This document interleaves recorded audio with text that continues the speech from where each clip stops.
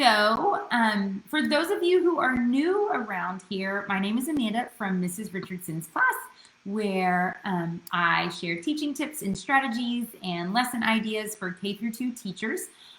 I love literacy and it is my favorite thing to teach. So you'll find lots of literacy content on our blog, mrsrichardsonsclass.com. So today we're going to be talking all about phonics instruction within guided reading. And if you joined me in the free webinar earlier this summer, or if you joined me inside Rethinking Guided Reading, my online workshop, we have talked about that there as well. And today I'm going to touch on just 3 specific ways that you can easily integrate phonics instruction in your guided reading lessons. Okay, so the first thing I know just from conversations that I have had with teachers is that there is a lot to fit in the day, and that is exactly how I felt when I was in the classroom. And oftentimes things get pushed to the side, or we really feel like we're forced to have to choose between what our kids really need and what is just like a nice to have, not really a high need. And so I know that that challenge and that struggle is very real. And personally, I definitely experienced that when it came to phonics instruction. And I also know from my own experience that even from the top down, it wasn't made a priority like other things were in many of the schools I taught in. And so I can completely relate to teachers who have been like, hey, I've kind of let phonics instruction go by the wayside for a while, and I know that I just shouldn't have. So I can completely relate to you and know and share the feelings. So 3 ways that we can easily integrate phonics instruction into our guided reading lesson. The first is to make sure that you have a phonics skill focus of your lesson, okay? So for example, if you are using short A, if that is the phonics skill that you have been practicing with your kids, you have discussed with them, you have modeled for them, y'all have been doing your whole group phonics lessons around this, bring that to your guided reading, okay? Bring that to guided reading and review that. Review the sound, review the grapheme that represents the sound, review the mouth formation, talk about what their mouth looks like, what it feels like when they are making that sound. And again, talk about the letter that we use to represent that sound. So a good way to do that is with using a little phonics card. And so here we have A, it's a vowel, we've made it red. You can easily write this on a note card, friends. This doesn't have to be fancy. This is the way that our mouth looks when we make this short A sound. Another idea is to have little mirrors that you can pick up at like the dollar store or Dollar Tree, and have the kids look at their mouth in the mirror as they are making the sounds, and have them look to see if their mouth looks like this, okay? And then I showed here the sound represented within the word, and then a picture to help them. So this is an easy way that you can review the phonics skill focus and bring that into your guided reading lesson, okay? I know that traditionally when I'm using leveled readers in guided reading, this is not something that I always did. Maybe we reviewed lots of sounds and we would go over our alphabet chart and we would say all of the sounds that the letters represented. However, we did not focus on one thing. And so that is something that you can bring to your guided reading lessons to help strengthen and reinforce phonics instruction that has already been taught, okay? The second thing you can do is make sure that you are pulling all of that in during your word work time in your guided reading lesson.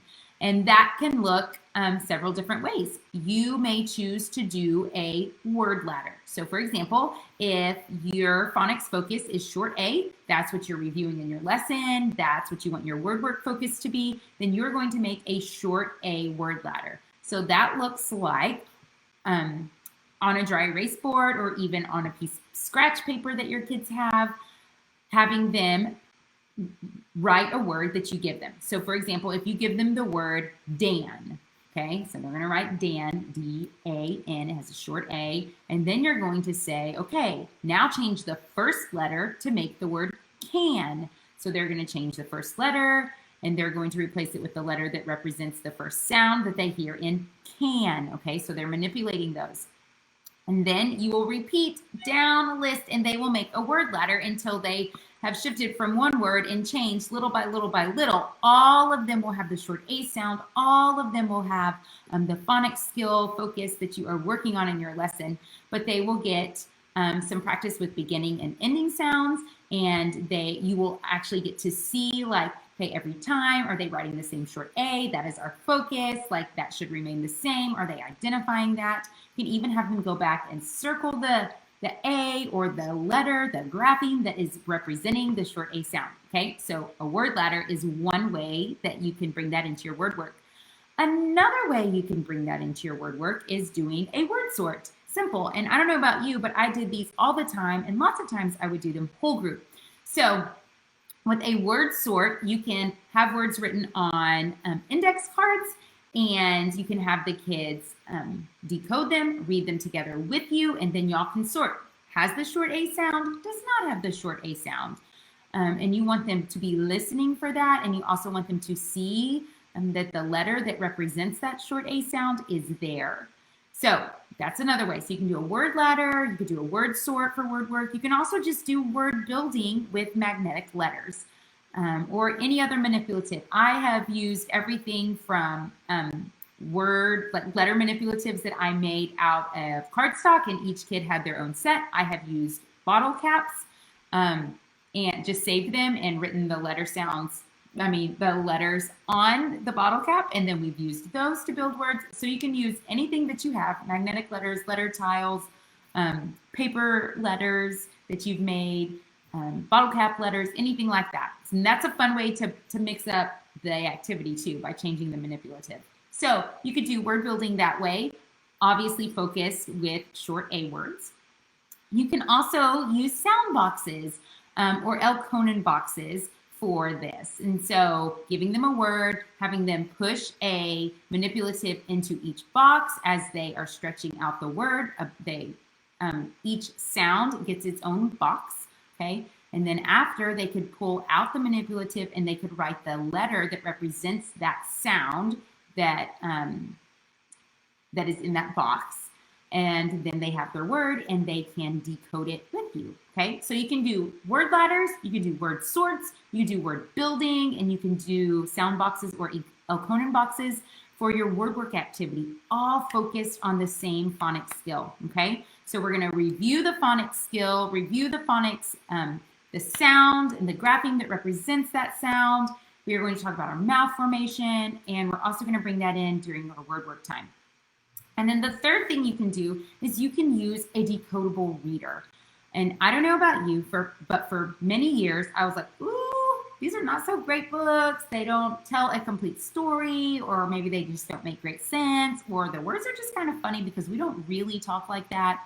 And that's true. But it's also true of leveled readers, friends. Like, there are no perfect books. But there are books that are great for us to use to teach kids. And the benefit of using a decodable reader is that they get authentic practice reading the phonics skill focus that you've been talking about. So if you are reading a book that the skill focus is short A, and that's what you've talked about previously in your lesson, that's what you guys have been working on, whole group, and then you're bringing that to your guided reading group. A decodable book that has a focus of short A is going to have lots and lots of opportunities for you to practice, for the kids to practice reading words that have short A's. So here's one. This one is Dan and Mag. Here is the last page. Let's just look at that. It says Dan can pat Mag. Mag can wag. Okay? The thing about this phonics book is this is the first skill taught, and you are going to have a hard time finding words in here that have skills that have not been taught or are not sight words that are from that top group of 10 or 11 words that appear or make up 50% of all children's text, okay?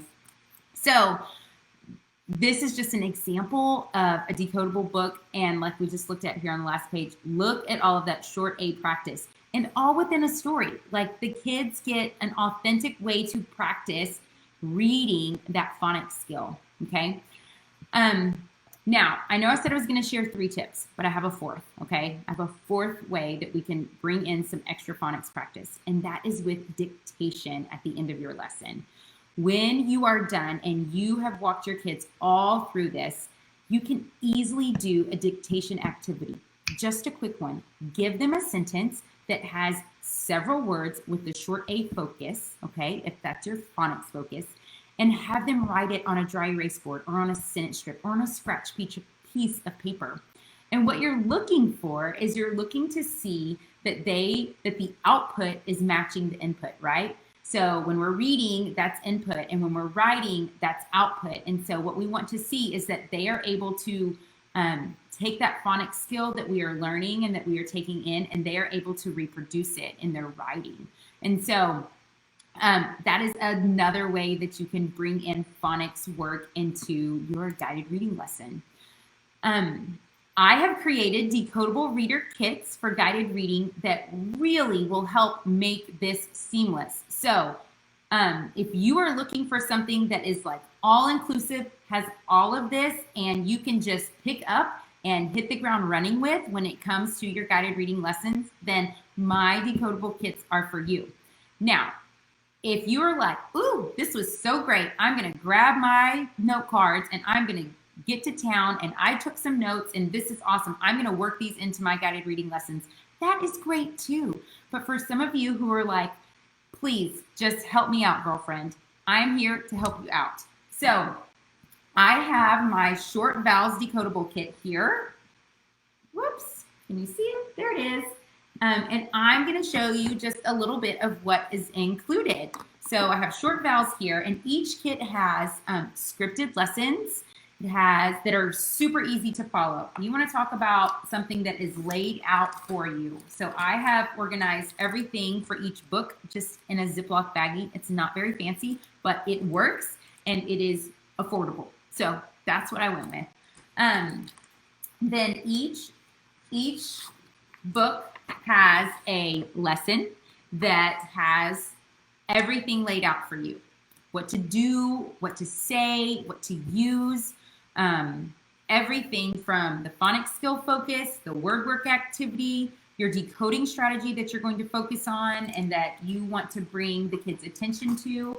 It has teaching posters for that as well. So like in our short A lesson, one of the things we're talking about is making sure we're starting with the letters. We're not starting with the picture, we're starting with the letters, okay? And so we walk you through like, this is how you teach that skill. This is how you present it to the kids. Here's how you encourage them to use it when they are getting stuck or when they're not quite sure what to do. And so teaching posters are provided as well. There are parent guides for each book because I always sent home my guided reading books. And so if you're doing that, then you can send home the book with them. And it has a nifty little parent guide that walks parents through how to support their kids while they're reading and some questions that they can ask their kid after they're done reading the book to help check for comprehension. There are, I think I said, word work activities laid out for you. The phonics skill card is also included. I show you how to organize all of this, and then any sight words or high frequency words, I should say, that are included in the book and that are from a list. There are word cards for that, as well as Elkonin boxes for you to use with your kids as you are helping them orthographically map these words so that we can move them from short-term memory to long-term memory, okay? Let's see. All of the teaching posters. Oh, there are running records included for each book. And there inside the kit, it tells you how to score that and how to take that running record as well. And we have that for each short vowel. So there's short A, short I, short O, short U, short E, and there is both a, let me show you. The books are both in color and they're available in black and white. Okay, they are available in color and black and white. So you can print them however you'd like. And there also is a digital friendly version of the book too, in case your kids are reading them on tablets or you want to email them to parents because they're a PDF file. And so any parent can open them from email. They don't have to have any special kind of program. So that's super helpful. So this has everything you need to get the ball rolling with bringing phonics instruction into your guided reading lessons and using decodable readers in your guided reading lessons. I know that lots of you are familiar with our leveled kits for guided reading. And so that same structure and format that you guys love and use in your classroom with leveled books, we are also bringing to you in your classroom with decodables. So the same thing, they follow the same, almost the same format. We definitely have changed some things up with them to provide more opportunities for phonics practice. But we have them available for short vowels, for blends, for digraphs, and long vowels are coming very, very soon. I know that guided reading can feel like a lot. It can feel overwhelming. It can feel, it can just feel like a lot to do and a lot to know. But these kits walk you through everything from start to finish with your lesson for your kiddos. So if you have any questions, I'm more than happy to help you and to answer them the best that I can. Guys, nothing replaces small group instruction. And I think especially after the school year we had last year, small group instruction is even more important for our little readers. I hope you guys have a great day. Bye.